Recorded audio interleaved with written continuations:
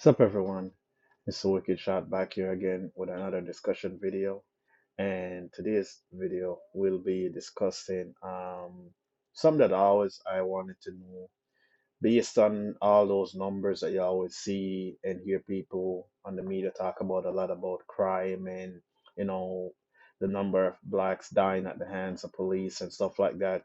I always wanted to know like why, really, other than the myths out there. Why are, we are, so highly victimized and die from police encounter? Why is our number so high? And, the the big question is, do Black Americans commit more crime than everybody else? Is it that why we die so often at the hands of cops? And that's what we're gonna explore today and check some facts, do some researching, and see what the answer is. Because I know we don't take up enough of the population to be responsible for enough crime to be dying that frequently or to be getting killed that frequently. So that's what we're gonna find out. But one thing I did know beforehand was the population in terms of how much. I think the population of the state is like 300 million or so, I think. I know it's at least 200 million for sure is the population of the US. I know population is pretty big. And I also know that the blacks, American, don't take up that much of the population. I think I know it was like between 12 to 13% because you come to a foreign country. Me, I just kind of wanted to make sure I knew about where I was going, and it being so different from where I was coming from, I got to do my research. So certain stuff I kind of just checked out just because I like history as well. But yeah, so that's one thing I know is that we don't take up that much of the population, so 12 to 13%, and I think Hispanics takes up another 15% of the population, and then whites and non Hispanic takes up the other 60 plus percent of the population. So that's not surprising. I know there were more of them. Um, but yeah, so the thing that was more astounding to me when I found out about it was um, the percentage, but do you know um, how do I break this down? Do you know in terms of the homicide in the country, how many of those we are responsible for? And I say we as in black men or blacks. And it turns out that over half of the homicide in the country, violent crimes, homicide, all in one, are committed by black men.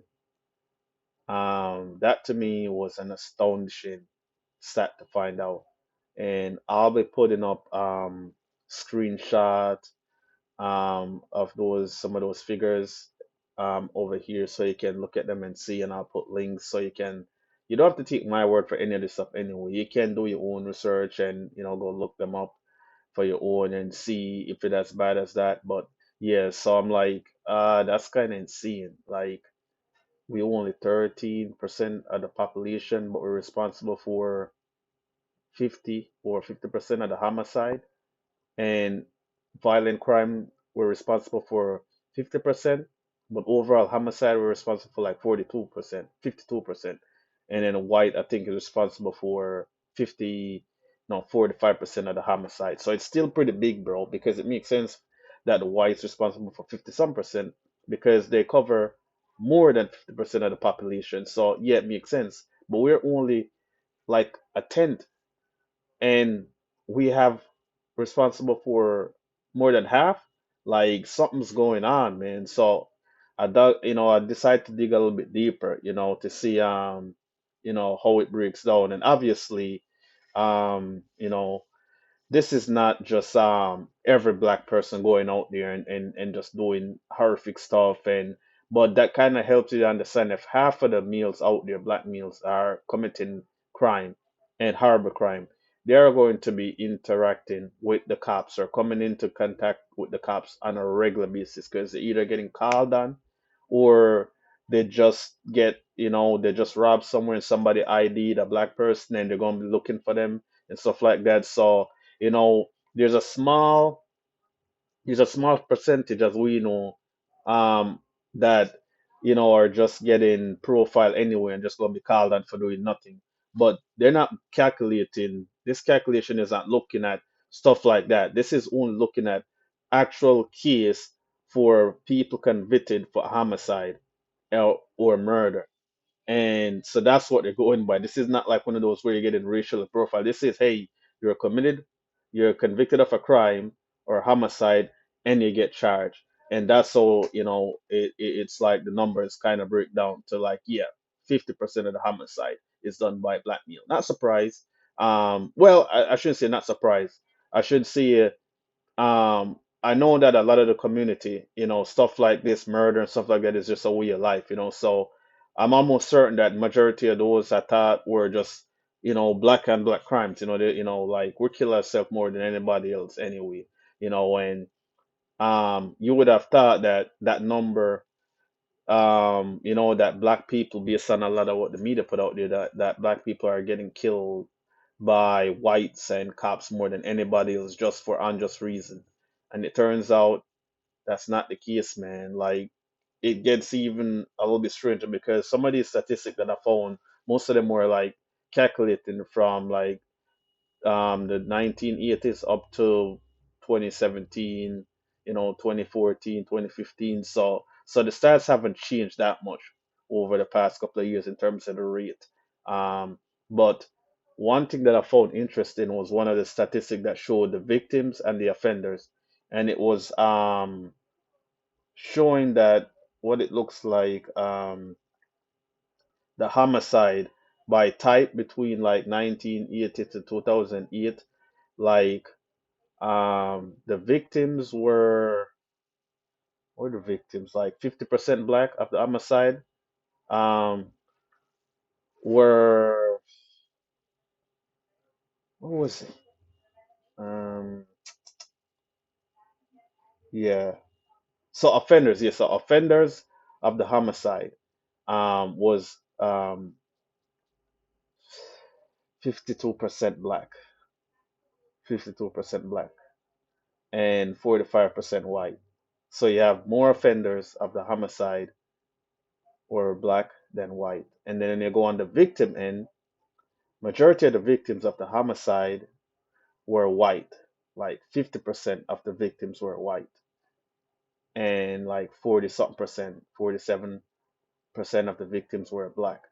So not only are we killing ourselves more than anybody else, we're killing more white people than we're killing ourselves in most of those homicides. And I think the other percent was like 2% or less than a percent was other races. But the bulk of it was always split between black and white. So I'm like, man, that's crazy. We kill ourselves more than anybody else, and we're responsible for kill for deaths or homicide to other races as well.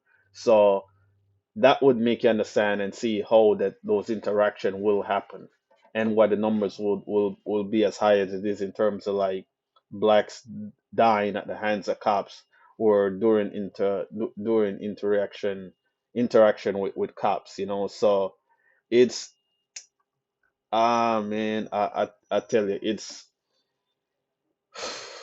there's a chart that I'll put up here that'll show like the breakdown per million per capita, of blacks dying at the hands of cops, and it will show you, the rate of the black, whites, and Hispanics, and I'm like, it makes sense, kinda, it makes sense. It's just disappointing to me anyway, because and that's why you see in a lot of those communities where people try to get out of most of those communities, because that's where bulk of those stuff are happening anyway, is in the worst of the worst community, um so, you're gonna have those type of, stuff going on. And of course, that's where the cops are gonna be going to, so they're gonna be interacting with people like those on a regular basis.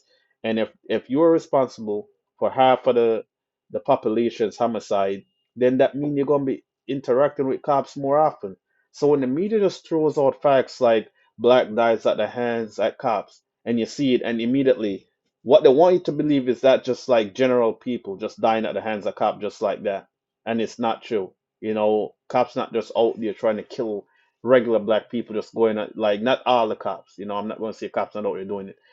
Like the minority, the majority of cops out there, that's not what they're trying to do. So but that's what the figures used to come to take. That's what I used to think when I see it on that's those type of numbers on the news all the time. It's like, yep, 10 times likely to get killed by a cop if you get pulled over, than any other race. And when you go deeper into it, that's where the bulk of the deaths are coming from, is for those violent interaction. And that's also the reason why blacks have such a high incarceration rate in the prison. Why there's so much more of us in jail than whites? Because if you're responsible for more majority of the homicide, then whichever race is responsible for the majority, that's what you'll see reflected in the jail cell, right?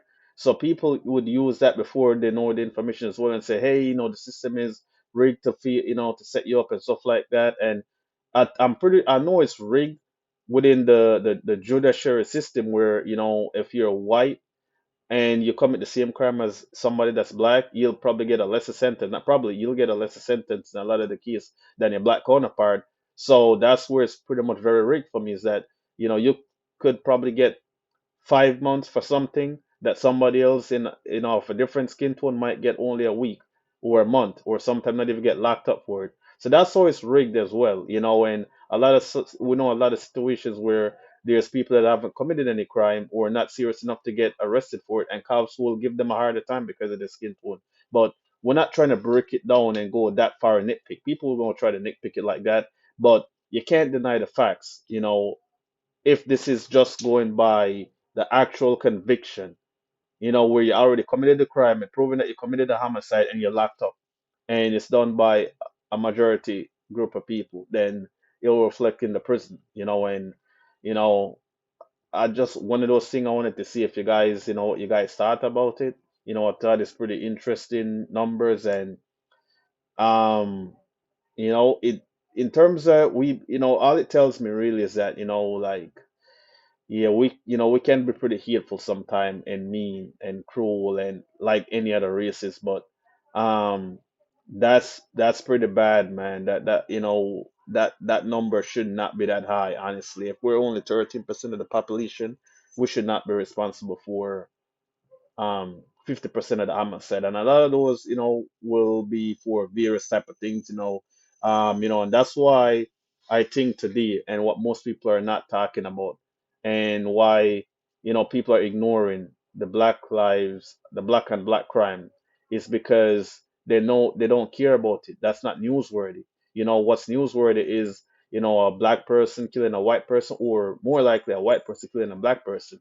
But the Black Lives Matters movement should be, coming out in droves as well, for when a lot of those victims of unlawful black and black killing. But you hardly see anybody talk about those situations, because it's like, no, it's not newsworthy. Nobody cares about it.